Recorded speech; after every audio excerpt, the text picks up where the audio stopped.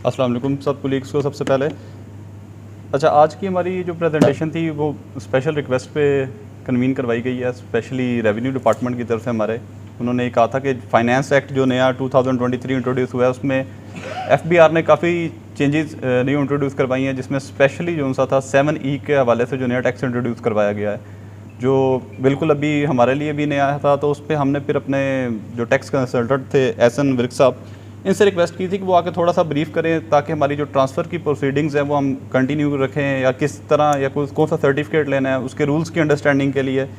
तो इन सब चीज़ों के लिए आज हमने हमारे जो टैक्स कंसल्टेंट हैं एहसन विर्क साहब, इनकी खिदमात ली हैं। तो मैं उनसे रिक्वेस्ट करूँगा कि अपना इसको थोड़ा सा आके आपको ब्रीफ करें ताकि हमें स्मूथली हम अपनी ट्रांसफ़र्स को जो सा वो कैरी ऑन कर सकें। सर।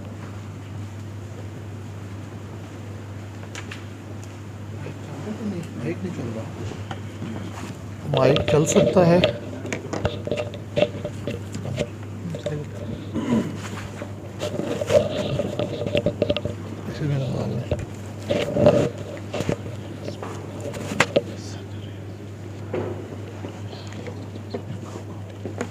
बिस्मिल्लाहिर्रहमानिर्रहीम। सबसे तो पहले तो बताइएगा मेरी आवाज़ आप तक पहुंच रही है? हम कंटिन्यू करें या माइक का वेट करें? कंटिन्यू करें। जैसा कि आप सबके इल्म में है कि एफबीआर, बल्कि मैं कहूँगा हुकूमत पाकिस्तान, हर साल फ़िनांस एक्ट के ज़रिए टैक्स कवानीन और दीगर कवानीन जो फ़िनांस को डील करते हैं उनमें तरमीम करती रहती है। आज की इस खसूसी जो हमारा लेक्चर है, खसूसी जो आज की नशिस्त है, इसकी जो वजह एक प्रोवाइज़ो बना जो सेक्शन 236C के अंदर इस फ़िनांस एक्ट 2023 के ज़रिए ऐड किया गया है। सेक्शन 7E क्या है उसके ऊपर हम अकॉर्डिंगली तरतीब से बात करते हैं। सबसे पहले अगर आप देखें तो ये फ़िनांस एक्ट की कॉपी आपके सामने है। फ़िनांस एक्ट के अंदर सेक्शन 236C, जिसमें subsection 1 for the words any person the expression subject to, subsection 2 any person shall be substituted, क्योंकि ये 2A जो है ये नया ऐड हुआ है इसके अंदर, यानी कि अब आपने जो ट्रांसफ़र करनी है, जो टैक्स वसूल करना है, उसके लिए आपने इस सेक्शन 2A को भी मद्देनज़र रखना है। ये जो सबसेक्शन 2A 236C के अंदर ऐड हुआ है, इसका पहला जो वर्ड है वो नॉट विद स्टैंडिंग। ये हमारे जितने फिस्कल लॉज हैं इनमें वर्ड इंतहाई अहमियत का हामिल होता है। अगर आप नोट करें तो ऊपर वर्ड थे सब्जेक्ट टू के। सब्जेक्ट टू से क्या हुआ कि उसने अपने इस सेक्शन 1 को मतहत कर दिया इस सब सेक्शन 2A के। सब्जेक्ट 2 से ये सुबॉर्डिनेट हो गया 1 कि वो इंडिपेंडेंट ऑपरेट नहीं होगा, वो तब ऑपरेट होगा जब सेक्शन 2A के साथ वो उसको मिला के पढ़ेंगे तो फिर वो ऑपरेट होगा। तो नॉट स्टैंडिंग जब हम पढ़ते हैं फिस्कल लॉज के अंदर तो इसको हम कहते हैं कि ये ओवर राइडिंग क्लाज है। ये पूरे इनकम टैक्स ऑर्डिनेंस में कहीं भी कुछ भी लिखा है तो इस सब सेक्शन के लिए वो अप्लाई नहीं होगा। इस सब सेक्शन में सिर्फ वो अप्लाई होगा जो इसके अंदर लिखा है। जब तक किसी और से कन्फ्लिक्ट नहीं आता तो वो दोनों भी ऑपरेट हो सकते हैं, लेकिन जहाँ पे कन्फ्लिक्ट आएगा तो ये सब सेक्शन अपनी लैंग्वेज अपने पर्पस की हद तक ये ओवर राइडिंग होगा और पूरे इनकम टैक्स ऑर्डिनेंस पे हावी होगा। Not with standing anything contain any other law for the time being in force, any person responsible for registering, recording or attesting transfer of any immovable property shall not register, record or attest transfer unless a seller or transferor has discharged its tax liability under section 7E and evidence to this effect has been furnished to the said person in the prescribed mode, form and manner। इसने हमें LDA को बतौर transferring authority पाबंद कर दिया कि जब तक सेलर अपना सेक्शन 7E के तहत टैक्स अदा करने का सबूत आपको पेश नहीं करता जो कि prescribed mode, form and manner के मुताबिक हो, तब तक आप कोई भी प्रॉपर्टी जो है वो ट्रांसफ़र नहीं करेंगे। आप तब तक कोई भी प्रॉपर्टी जो है उसकी जो एक नाम से दूसरे नाम मुंतकली नहीं करेंगे। और ये बड़ी एक ये भी चीज़ इनमें रखे कि ये जामिया टर्म है, इसमें वरासत भी इसी में, इनहेरिटेंस भी इसी में आएगी। इसमें यानी कि इस पर भी क्लैरिटी आएगी, चूँकि उन्होंने जब वर्ड ट्रांसफ़र कहा है तो इनहेरिटेंस भी एक ट्रांसफ़र है, गिफ्ट भी ट्रांसफ़र है, जो दस्तबरदारी हम करते हैं वो भी ट्रांसफ़र है, जो तबादला है वो भी ट्रांसफ़र है। तो ये अभी कैसे होंगे, कब होंगे, इसकी वजाहत FBR अभी prescribe mode, form and manner में करेगा। इसके हवाले से हारिस साहब से मेरी बात हुई थी तो मैंने बताया कि बोर्ड में जो हमारी बात हुई है तो वो कहते हैं कि इसके मुतालिक हम रूल्स फ्रेम कर रहे हैं, रूल्स आएंगे तो इसकी मज़ीद क्लैरिटी आएगी कि विरासत की प्रॉपर्टी कैसे हो सकती है, गिफ्ट कैसे होगा, बाकी चीज़ें कैसी होंगी।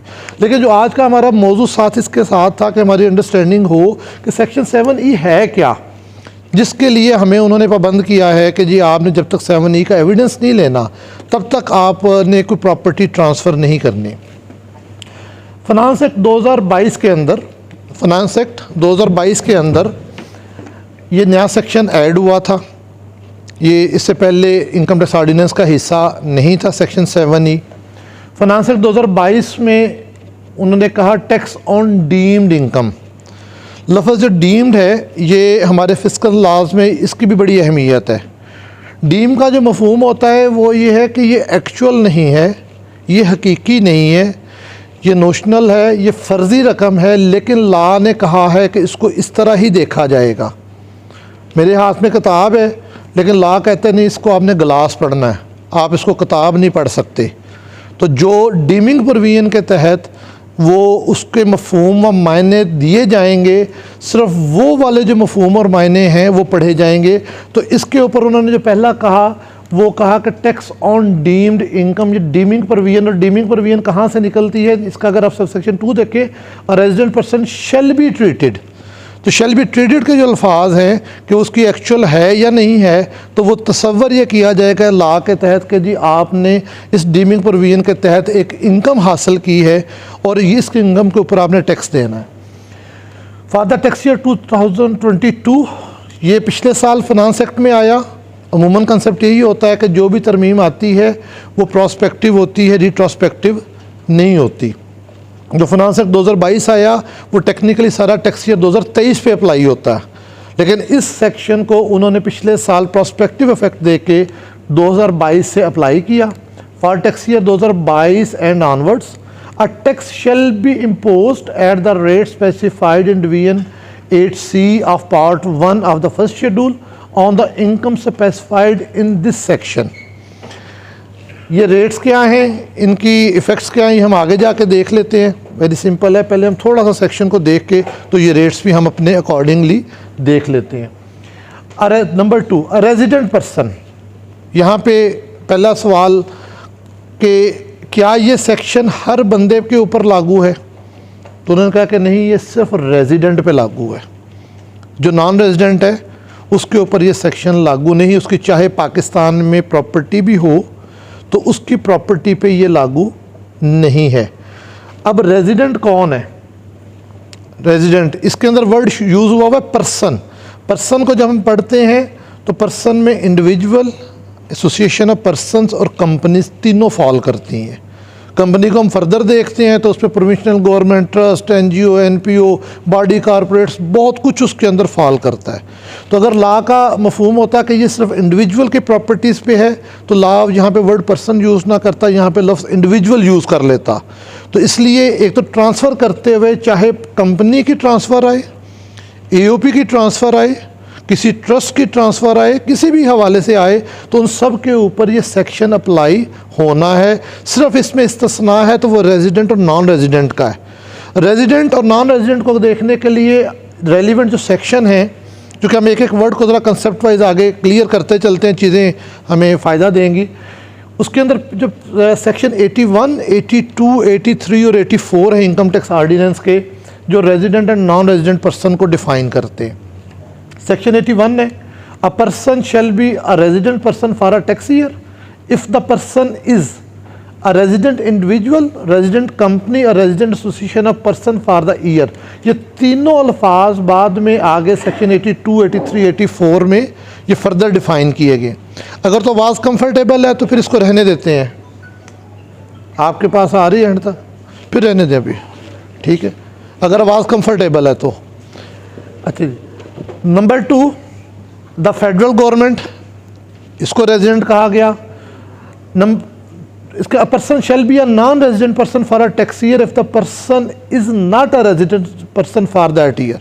लॉ ने यह किया कि उसने रेजिडेंट पर्सन की तारीफ डिफाइन कर दी, तो अब कहा कि जो इसमें नहीं आता वो नॉन रेजिडेंट है, यानी कि असल तारीफ रेजिडेंट पर्सन की डिफ़ाइन है, तो जो नहीं उसमें फ़ाल करता वो उसमें नॉन रेजिडेंट है। रेजिडेंट इंडिविजुअल कौन है? अब यहाँ पे इंडिविजुअल को, AOP को, कंपनी को, तीनों को अलहदा से डिफ़ाइन किया गया है। An individual shall be a resident individual for a tax year if the individual A is present in Pakistan for a period of or periods amounting in aggregate to 183 days or more in the tax year।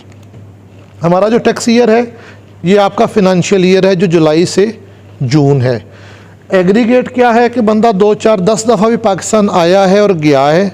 आपने जब total को count करना है तो अगर वो 183 दिन या उससे ज़ायद दिन पाकिस्तान से बाहर रहा है तो वो नॉन रेजिडेंट है। अगर वो 183 दिन या उससे ज़ायद पाकिस्तान में एग्रीगेट रहा है तो वो रेजिडेंट पर्सन है।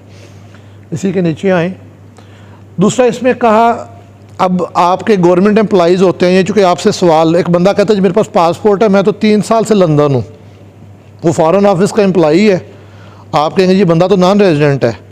लेकिन यहाँ पर उन्होंने कहा इज़ एन एम्प्लॉई और official of the federal government और provincial government posted abroad in the tax year. जो पाकिस्तानी हुकूमत के एम्प्लॉइज़ होंगे फेडरल गवर्नमेंट या प्रोविंशियल गवर्नमेंट के, वो बाहर भी हुकूमती फ़राइज़ सर अंजाम दे रहे होंगे तो वो रेजिडेंट ही तसव्वुर होंगे, वो नॉन रेजिडेंट नहीं होंगे जो गवर्नमेंट ड्यूटीज़ की वजह से पाकिस्तान से बाहर हों। Being a citizen of Pakistan is not present in any other country for more than 182 days during the tax year or who is not a resident taxpayer of any other country। ये एक international concept है। लोग करते क्या हैं, मुख्तलिफ ममालिक के टैक्स कवानीन का जायज़ा लेके घूमते रहते हैं कि हम पे किसी भी मुल्क के टैक्स कवानीन, इतला हर मुल्क में तकरीबन ऐसे है कि जी आप इतने दिन इस मुल्क में रहेंगे तो आप पे यहाँ के टैक्स कवानीन लागू होंगे। तो वो प्लानिंग करके घूमते रहते हैं कि अच्छा जनाब हम किसी भी मुल्क में, हम 10 मुल्कों में साल में महीना रहे तो हमने किसी भी मुल्क के हम रेजिडेंट ना बने। तो उन्होंने कहा जी अगर आप किसी दीगर और मुल्क के रेजिडेंट ना हुए या किसी एक मुल्क में आपने 183 दिन से ज़्यादा ना गुजारे पाकिस्तान के अलावा भी, तो फिर आप अगर पाकिस्तानी सिटीज़न हैं तो पाकिस्तान के रेजिडेंट ही तसव्वुर होंगे। रेजिडेंट कंपनी कौन है? A company shall be resident company for a tax year if it is incorporated और found by or under any law in force in Pakistan. Pakistani कवानीन के तहत बनी जो कंपनी है वो पूरी दुनिया में जहाँ मर्ज़ी कारोबार करे, वो टैक्सेशन के पर्पज़ के लिए वो रेजिडेंट तसव्वुर होगी और उस पर पाकिस्तानी टैक्स कवानीन लगेंगे। The control and management of the affairs of the company is situated Holi in Pakistan at any time in the year.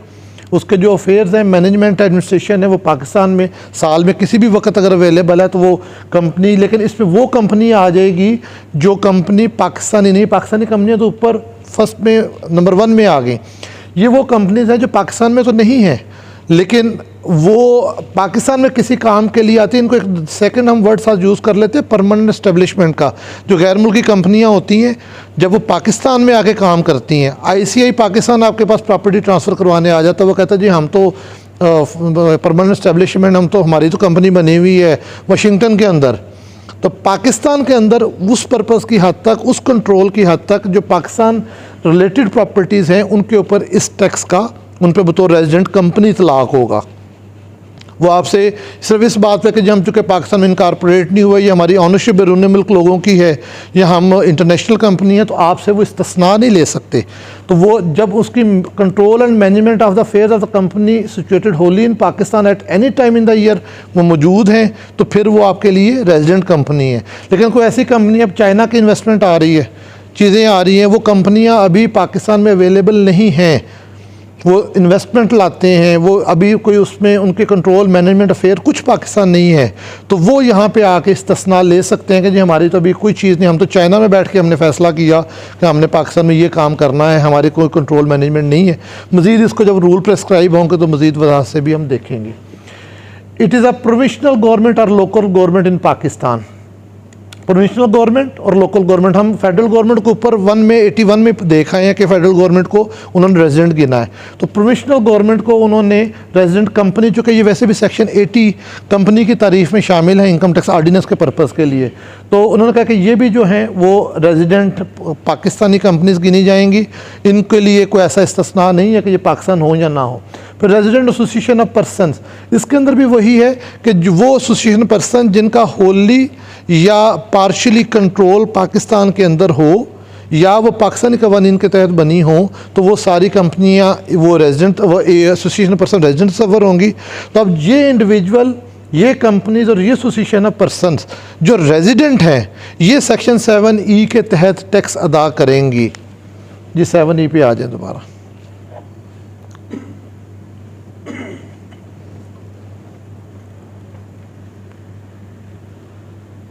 Ji resident person यहाँ पे हमने क्लियर कर लिया रेजिडेंट कौन है, और पर्सन में इंडिविजुअल, कंपनी, यूपी तीनों शामिल है। शेल बी ट्रीटेड, अब उनकी वो एक्चुअल इनकम है या नहीं है, डीमिंग प्रोविजन के तहत वो तसव्वुर किया जाएगा कि इन्होंने टू हैव ड्राइव्ड के ये इनकम हासिल की है, ये इनकम कमाई है, as income chargeable to tax under this section an amount equal to 5% of the fair market value of capital assets situated in Pakistan held on the last day of tax year excluding the following namely।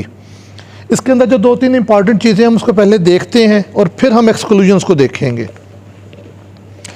Section 7E का मैं एक journal था, एक मफहूम आपको पहले बताता हूँ, फिर इस सेक्शन की हम चंद चीज़ें आगे देखते हैं। अभी उधर ही अली वहीं पर रखिएगा। हमारे वो जो है ना मतमवल पाकिस्तानी जिनके पास एक से ज़ायद प्रॉपर्टीज़ हैं और वो उन प्रॉपर्टीज़ पे कोई टैक्स हुकूमत वक्त को अदा नहीं कर रहे, ना उस पर कोई किराए की आमदन दिखा रहे हैं, ना उस पर कोई बिज़नेस दिखाया जा रहा है, ना उस पर कोई एग्रीकल्चर इनकम है, ना उस पर किसी भी दीगर नोयत की इनकम है। एसेट हैं, वहाँ पे इनकम होती है या नहीं होती, लेकिन हमने वो इनकम गवर्नमेंट को दिखाई नहीं है, गवर्नमेंट को हमने शो ऑफ नहीं किया, उसका कोई टैक्स पे ऑफ नहीं किया। उनको कवर करने के लिए उन्होंने ये सेक्शन 7E पूरा डिज़ाइन किया है। ये उसका वो कंसेप्ट है कि ऐसी प्रॉपर्टीज़, इमूवेबल प्रॉपर्टीज़, मूवेबल इसमें शामिल नहीं, वो आगे हम देख लेते हैं। इमूवेबल प्रॉपर्टीज़ जिनके ऊपर आपने पार्क तो की हुई है अपने पास, लेकिन उनके ऊपर कोई इनकम बिजनेस आप नहीं दिखा रहे, तो उनके ऊपर एक डीमिंग प्रोविजन के तहत एक मिनिमम उनकी इनकम एज्यूम करते हुए लॉ ने कहा कि आपने कम से कम ये टैक्स हमें अदा करना है। अब इसके अंदर थोड़ा सा नीचे लाएं बेटा उसको, नहीं आप उसमें नीचे नहीं, वापस ऊपर जाना, 7E की थोड़ा और ऊपर जाएं, यहाँ पे आए ऊपर जी। रेजिडेंट पर्सन की बात हमने कर ली, ट्रीटी टू हैव ड्राइव्ड की बात हमने कर ली, income chargeable to tax under this section an amount equal to fair market of the fair market value. Fair market value इसको डिफ़ाइन करता है हमारे पास सेक्शन 2 है इनकम टैक्स ऑर्डिनेंस का। वो कहता है जी fair market value means value as provided in section 68। Word जब मीन्स आ जाता है हमारे पास, क्योंकि मैं ये अल्फाज बड़ी अहमियत के हामिल हैं, छोटे छोटे अल्फाज हैं लेकिन इनकी लॉ के अंदर बड़ी अहमियत है। तो मीन्स में हम जब उसको कहते हैं तो इसका मफहूम ये है कि सिर्फ इसका वो मफहूम लिया जाएगा जो इस सेक्शन में मौजूद है। इस सेक्शन के अलावा इसका कोई डिक्शनरी माना होगा भी, कोई रवाजी, कोई ऑर्डनरी माना होगा भी, तो वो नहीं लिया जाएगा, सिर्फ ये माना जो वो लिया जाएगा। सेक्शन 68 जो है ये फेयर मार्केट वैल्यू को वो डिटरमिन करता है। इसके अंदर ये है कि कोई भी मूवेबल या इमूवेबल आपका पार्टिकुलर उस पर कहा गया कि जी वो प्रॉपर्टी है, रेंट है, एसेट है, सर्विस है, बेनिफिट है और प्रेक्विजिट है। तो ये अगर इसकी कोई वैल्यू आप नहीं दिखाते, ये ऐसी वैल्यू दिखाते हैं कि जो कि अमूमी मार्केट की वैल्यू से कम वैल्यूज़ हैं, तो कमिश्नर राइट रखता है कि वो इस सेक्शन के तहत उसको रिकरेक्टराइज करके उसकी फेयर मार्केट वैल्यू को डिटरमिन करे और आपसे इसके ऊपर टैक्स ले। आज का हमारा मौजूद चूँकि सिर्फ इमूवेबल प्रॉपर्टी है, तो इसके अंदर जो रिलेटेड है वो 68 का सबसेक्शन 4 है। Notwithstanding anything contained in subsection 1 and 3, the board may from time to time by notification in the official gazette determine the fair market value of immovable property of the area or areas as may be specified in the notification। आपको पता है कि पिछले 7-8 साल से FBR rates DC rates के साथ parallel notify हो रहे हैं। तो सेक्शन 68 है बेसिकली जो बोर्ड को इख्तियार देता है ये सेक्शन 4 कहता है कि आप बोर्ड उसको आइडेंटिफाई कर सकता है। सेक्शन 5 आगे कहता है कि जहाँ पे बोर्ड आइडेंटिफाई नहीं करेगा तो वहाँ पे जो डीसी रेट है हमारे ऐसे डिस्ट्रिक्ट या ऐसे एरिया जहाँ पे एफबीआर रेट नोटिफाई नहीं है, तो डिस्ट्रिक्ट रेट, डीसी रेट या वहाँ की कोई भी गवर्नमेंट अथॉरिटी किसी भी पर्पज़ के लिए अगर कोई वैल्यूएशन मुतय्यन करती है तो वो इस सेक्शन के लिए कम से कम फेयर मार्केट वैल्यू गिने जाएंगे। और ये जो है, ये भी कहा गया कि ये जो रेट्स हैं ये सिर्फ इस आर्डिनेंस के लिए हैं। आप देखते हैं ना, आप 236C और K इस रेट के मुताबिक पूरा करवाते हैं, बाकी सारा कुछ आप डीसी रेट के मुताबिक कर रहे होते हैं। तो इसलिए कर रहे होते हैं कि उन्होंने कहा कि ये रेट सिर्फ इस आर्डिनेंस के लिए हैं। अब स्टाम्प किस रेट पे निकलना है, बाकी फ़ीस किस किस रेट पे होनी है, वो अपने अपने अपने रेलिवेंट लॉ के जो रेट्स हैं उन पे होगी। तो सेक्शन 68 है जो फेयर मार्केट वैल्यू को डिटरमिन करता है। 7E पे आ जाए जी। अब वहाँ पे उन्होंने कहा equal to 5% of the fair market value, जो सेक्शन 68 से रिलेट करती है। Capital assets situated in Pakistan, अब यहाँ पे वो भी सिर्फ एसेट्स जो आपके पाकिस्तान में मौजूद हैं। अगर एक रेजिडेंट बंदे के बैरून मुल्क पाकिस्तान मौजूद हैं तो उन पे सेक्शन 7E नहीं लगेगा। लेकिन ये भी याद रखिएगा कि पिछले साल ही फिनांस एक्ट 2022 में एक नया कानून CVT का भी आया था, कैपिटल वैल्यू टैक्स का। वो दो चीज़ों पे लगा था, एक रेजिडेंट बंदों की बैरून मुल्क आमदन पे, प्रॉपर्टी पे, और एक गाड़ियों के ऊपर। जिन लोगों ने कोई इस पिछले साल में एक साल में गाड़ी नहीं ख़रीदी हो तो उन्हें अंदाज़ा होगा कि मैन्युफैक्चरर भी 1% CVT चार्ज कर रहा है, और अगर आप मैन्युफैक्चर चार्ज नहीं करता तो एक्साइज डिपार्टमेंट ट्रांसफ़र के टाइम पे आपसे 1% नई गाड़ी का CVT चार्ज करेगा। तो जो बैरून मुल्क आपकी प्रॉपर्टीज़ थी उनके लिए CVT लाया गया, अलहदा से एक्ट है वो, और जो मुल्क के अंदर प्रॉपर्टीज़ हैं उनके लिए सेक्शन 7E आप पे लागू हुआ। यानी कि इसलिए भी जानना लाजम है कि अगर हम 7E के हवाले से किसी बंदे का एविडेंस देखते हैं और वो कहता है जी मेरी 4 प्रॉपर्टीज़ पाकिस्तान से बाहर भी हैं, तो उन पे 7E अप्लाई नहीं होना, उन पे CVT लगना है। अब CVT उसने दिया है या नहीं दिया, वो फिलवक्त सेक्शन 236C के उस सब सेक्शन 2A में मेंशन नहीं किया गया। हम पे 7E की लाइबिलिटी को देखना लाजम करार दिया गया है, हमें CVT की उसकी लाइबिलिटी पूरी होना का देखना लाजम करार नहीं दिया गया। Held on the last day of the tax year, ये उस प्रॉपर्टी पे लगना है जो 30 जून को आपके पास थी। अगर आपने 30 जून को भी रात 12 बजे से पहले तक ये प्रॉपर्टी सेल कर दी, उस साल में ट्रांसफ़र होगी, 30 जून को भी ट्रांसफ़र होगी, तो उस प्रॉपर्टी पे ये लॉ अप्लाई नहीं होना। अब इसमें जो अहम बात है वो कैपिटल एसेट की है, वो हम देख के तो फिर इसके ज़रा एक्सक्लूजन देखेंगे। कैपिटल एसेट इसके आगे जो है ना सबसेक्शन जी, सबसेक्शन 4 के अंदर कैपिटल एसेट को डिफ़ाइन किया गया। अब यहाँ पे आप एक चीज़ देखिएगा, आप कहेंगे कि जी आप बार बार कह रहे हैं कि ये इमूवेबल प्रॉपर्टी पे टैक्स है। 7E को अभी तक हमने जितना पढ़ा है उसके अंदर तो कहीं पे भी इमूवेबल प्रॉपर्टी का वर्ड आया ही नहीं है। वहाँ पे तो वर्ड उन्होंने यूज़ किया कैपिटल एसेट का। हम जब लॉ पढ़ते हैं तो उसमें एक चीज़ हम पढ़ते हैं वह होती है कलरेबल लेजिस्लेशन। कलरेबल लेजिस्लेशन क्या है कि देखने में उसको इस तरह से डिज़ाइन किया जाता है कि जो उसका असल पर्पज़ या नटशेल होता है उसको बड़ा छुपा के और बड़ा मलफूफ अंदाज में पेश किया जाता है।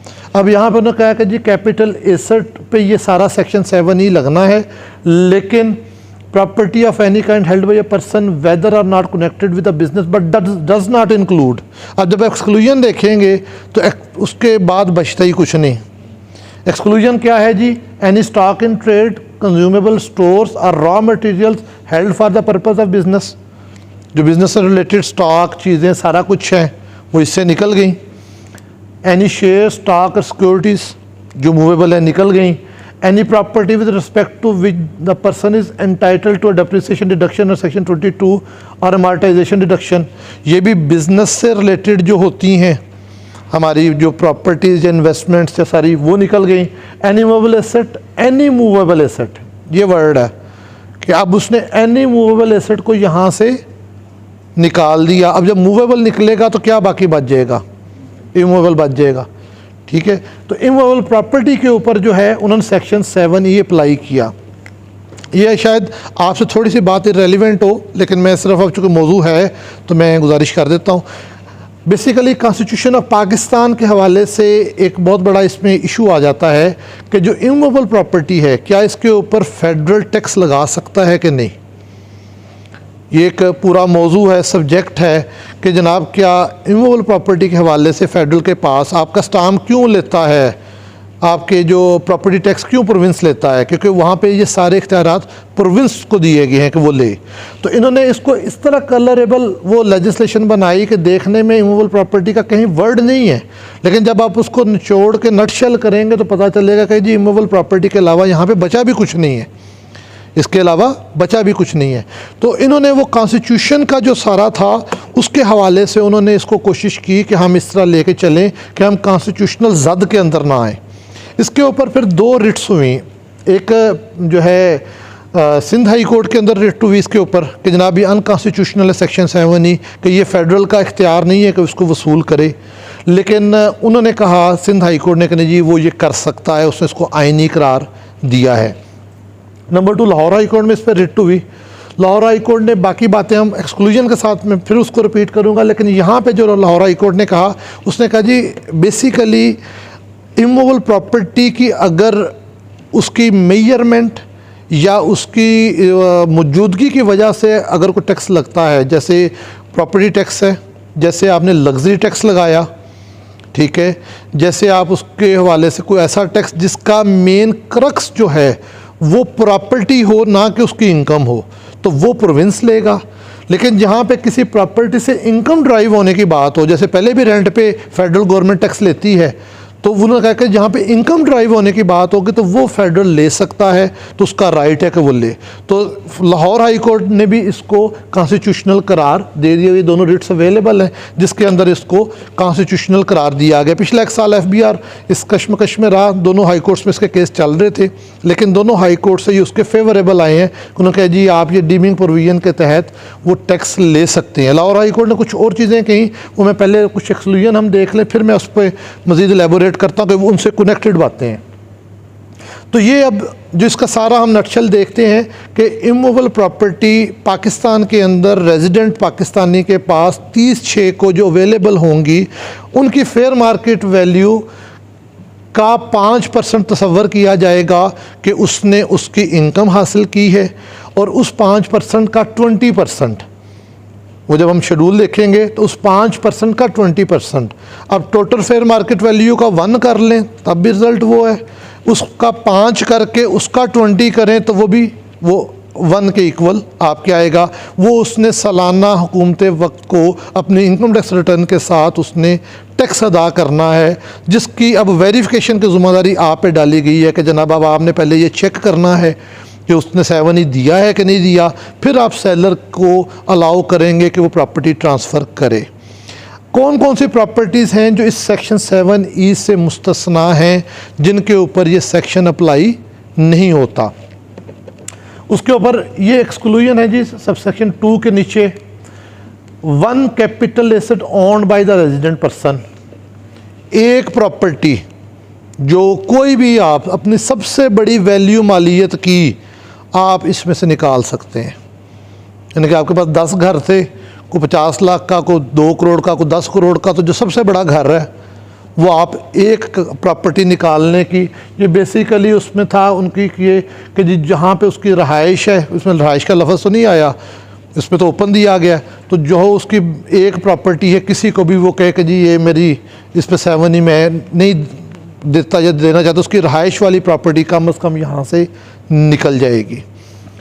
Self owned business premises from where the business is carried out by the persons appearing on the active tax payer list at any time during the year। आपकी बिजनेस प्रेमिसेस जिसको वो खुद ओन करते हैं, लेकिन मशरूत है कि वो ATL पे फाइलर हों, अगर वो नॉन फाइलर होंगे तो फिर ये इस्तिस्ना हासिल नहीं होगा।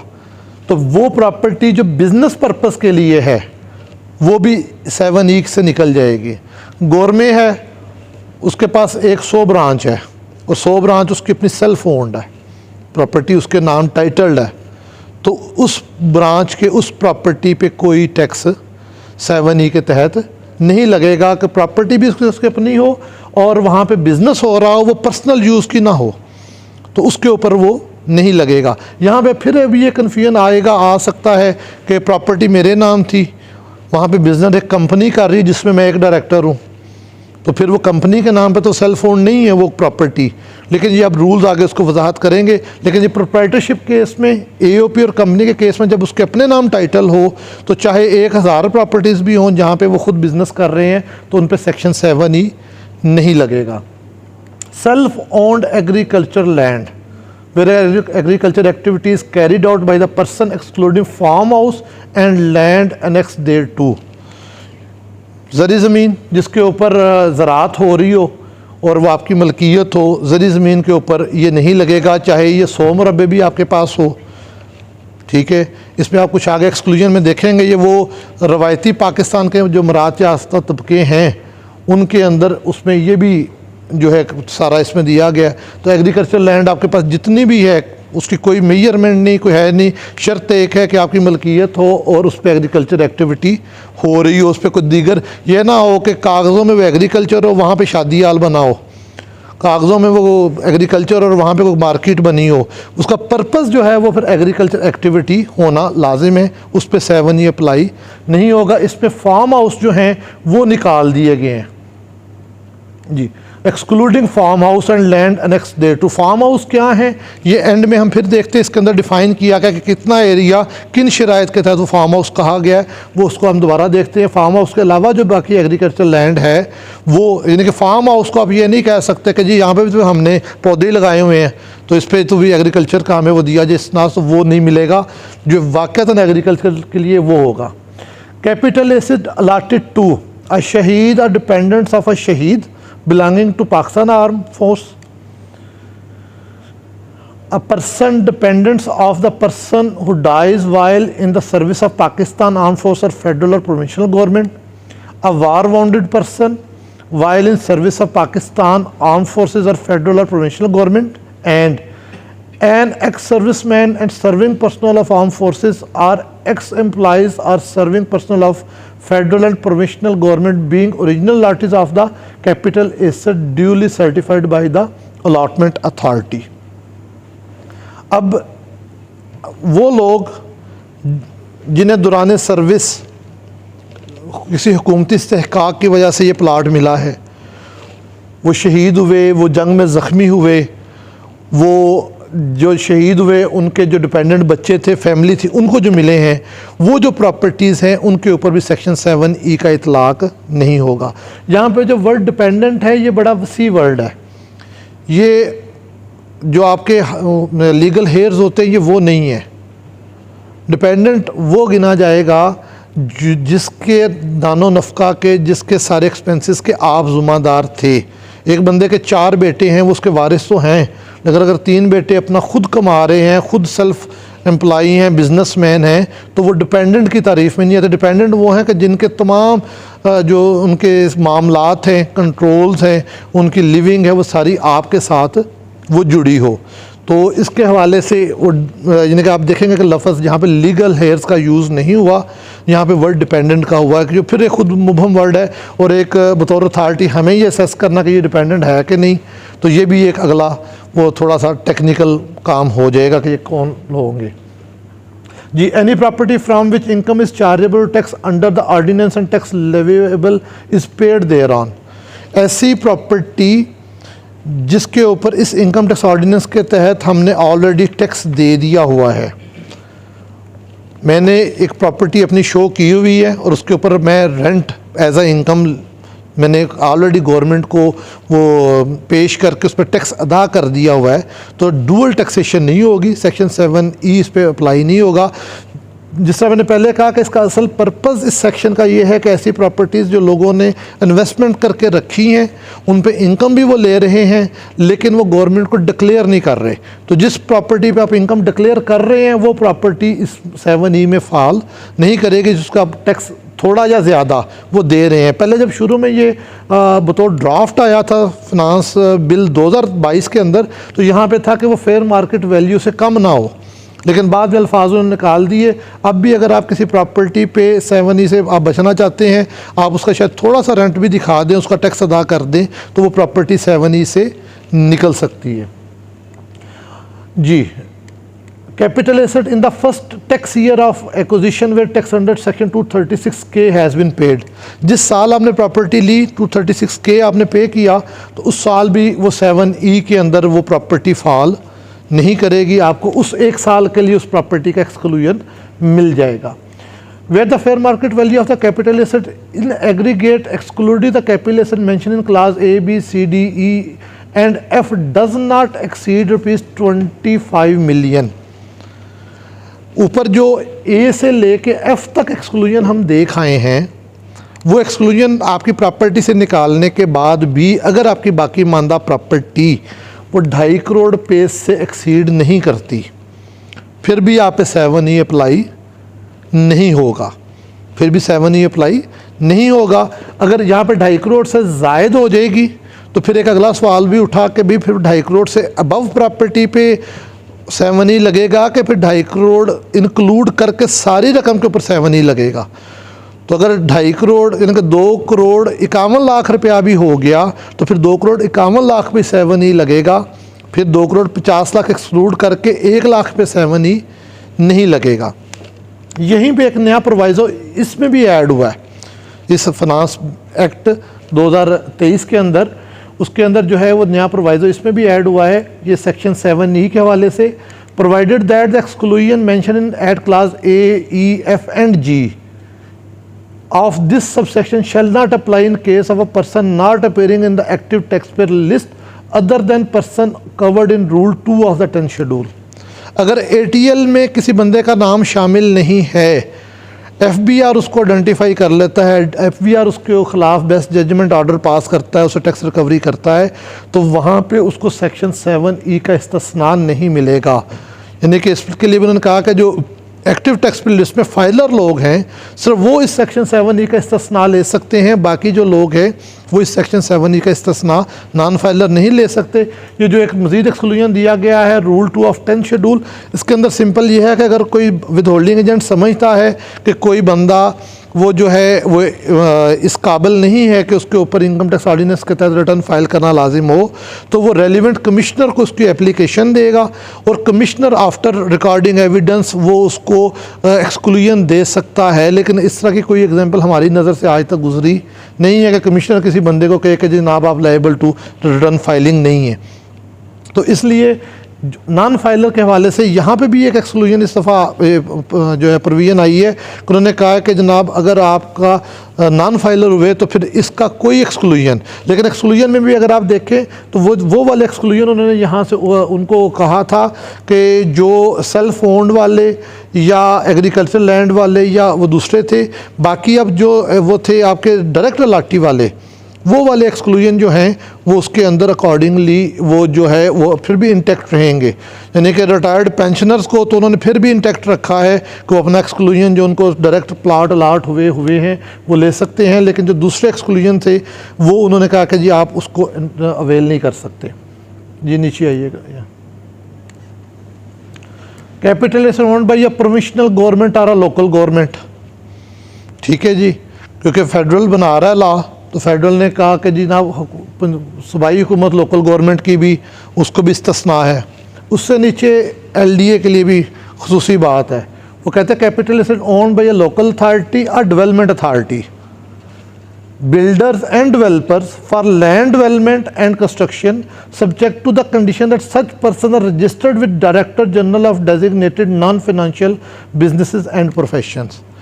अगर जो अथॉरिटीज़ हैं, डेवलपमेंट अथॉरिटीज़ हैं आपकी जो हैं वो लोकल अथॉरिटी हैं या बिल्डर डेवलपर हैं, बिल्डर डेवलपर का भी कहने को तो ये बिज़नेस है, वो पर्सनल यूज़ के नहीं है, लेकिन वो तब इस्तिस्ना मिलेगा अगर आप DNFBP के अंदर प्रॉपर रजिस्टर्ड होंगे तो फिर आपको इसका इस्तिस्ना मिलेगा। अदरवाइज़ आपकी प्रॉपर्टी भी सब्जेक्ट टू सेक्शन 7E है। अगर आप ये कंडीशन पूरी नहीं करते, कंडीशन पूरी कर लेंगे तो फिर उसको आगे उन्होंने कहा फेडरल गवर्नमेंट में इंक्लूड एक्सक्लूड एनी पर्सन और property for the purpose section, वो उसको थ्रू SRO को प्रॉपर्टी ऐड डिलीट, को कंडीशन ऐड डिलीट वो कर सकते हैं।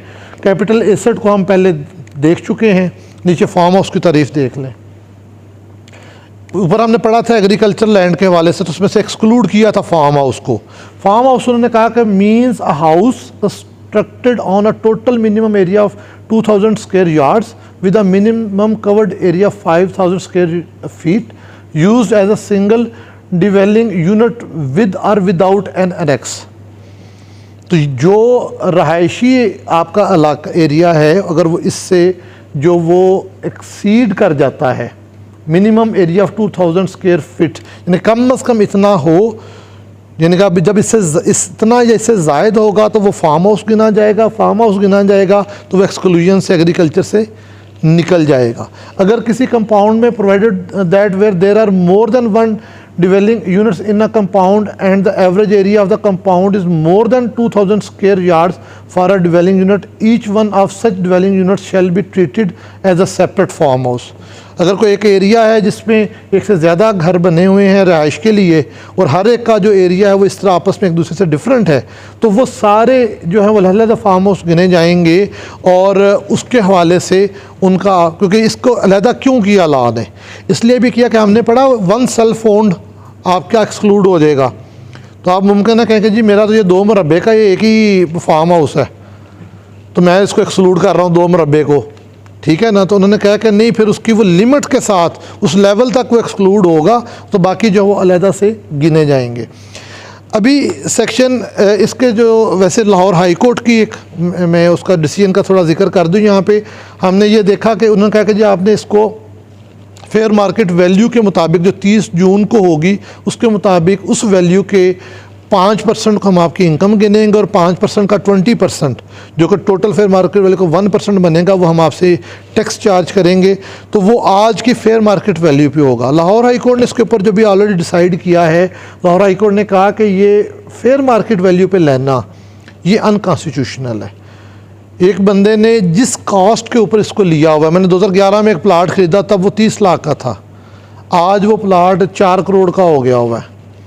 तो मुझसे वो 30 लाख के हवाले से ही इसका 1% लिया या चार्ज किया जाए, ना कि आज की जो 4 करोड़ की वैल्यू है जो कि एक नोशनल वैल्यू है, एक आर्टिफिशियल वैल्यू है। मैंने उसको अर्न नहीं किया, मेरे पास वो कुछ चीज़ एज अ इनकम मेरे पास नहीं आई। तो लाहौर हाई कोर्ट ने कहा कि जी आप इसको वैल्यू एट कॉस्ट के ऊपर वो चार्ज करें, ना कि वैल्यू एट प्रेजेंट जो है उसके मुताबिक चार्ज करें। दूसरा, लाहौर हाई कोर्ट ने जो ये हमने एक्सक्लूजन्स पढ़े हैं, इसमें जो एक्सक्लूजन थे ये जो है डायरेक्ट अलॉटीज़ वाले, इसको उन्होंने अनकॉन्स्टिट्यूशनल करार दिया। उन्होंने जो टैक्स के पैसे अदा करके वो प्रॉपर्टी ख़रीदे वो 7E पे करे, और जो बंदा ले भी मुफ्त और बाद में भी उसके ऊपर कोई टैक्स चार्ज ना किया जाए, तो उन्होंने कहा जी ये भी अनकॉन्स्टिट्यूशनल है, कि जो डिस्क्रिमिनेटरी है जो कि कॉन्स्टिट्यूशन में जायज़ नहीं है। तो अभी FBR ने इस फाइनेंस एक्ट के अंदर जो आज का हमारा मौजू था, जहाँ से हमने बात शुरू की थी, कि हमें बतौर ट्रांसफरिंग अथॉरिटी पाबंद कर दिया है कि जब तक आप ये वजाहत ना ले लें, ये सबूत ना ले लें कि जिस बंदे ने, जो बंदा प्रॉपर्टी बेच रहा है, और बहुत सारे लोग वो होंगे जिन पे 7E अप्लाई नहीं होना, यानी कि हर बंदे पे 7E अप्लाई नहीं होता, ये 1 to 4% लोग होंगे जिन पे 7E का ये सारा आना है। तो लेकिन आपके लिए लाजम उन्होंने करार दिया कि जी आप उसको आइडेंटिफाई करके, डिटरमिन करके, आप वो एविडेंस साथ अपने पास रख के, और वो एविडेंस क्या होगा उसके ऊपर अभी रूल्स आएंगे, प्रेस्क्राइब्ड मोड एंड मैनर आएगा, उसका फॉर्म चीज़ें आएंगी, तो उसके तहत हम जो होगा वो इसको लेके तो फिर हमको प्रॉपर्टी ट्रांसफ़र कर पाएंगे। जो अभी तक की सिचुएशन है मेरे इल्म के मुताबिक पूरे पाकिस्तान में ट्रांसफ़र्स रुकी पड़ी हैं, क्योंकि उन्होंने लॉ पहले बना लिया है और सोच बाद में रहे हैं कि अब इसको इम्प्लीमेंट कैसे करना है। हालांकि हक ये था कि अगर उन्होंने जिसका लॉ बनाया तो फिर 1 जुलाई को हमारे पास प्रेस्क्राइब्ड मोड मैनर आना चाहिए था। लोगों ने प्रॉपर्टीज़ सेल और ख़रीद की होती है, उनके ड्यू टाइम होते हैं, किसी ने बाहर जाना है, किसी के कई मसाइल आपके पास आते रहते हैं, तो वो सारे लोग इससे सफ़र हो रहे हैं। तो ये 7E का एक मुख्तसर सा कंसेप्ट है।